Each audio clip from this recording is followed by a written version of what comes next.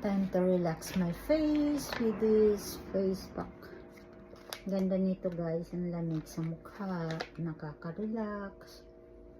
Ang fashionistang buki.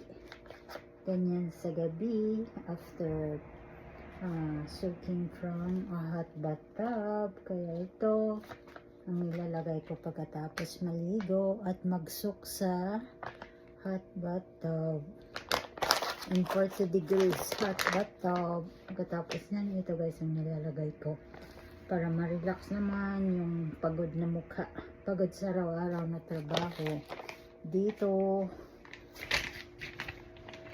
hindi porket nasa abroad ay relaxing ang buhay, nakakapagod maghanap ng pera dito, kaya mag-relax pag may time.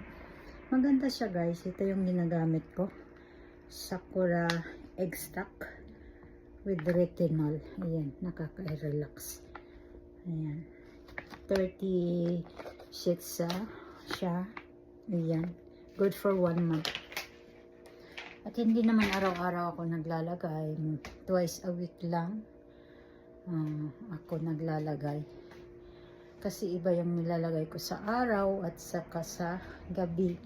After nito ay maglo-lotion lang po ako para maka-relax yung pagod na mukha. So thank you for watching and God bless everyone. See you on my next vlog. Ito yung fashionistang buki ng Negros. Good evening everyone and God bless us all.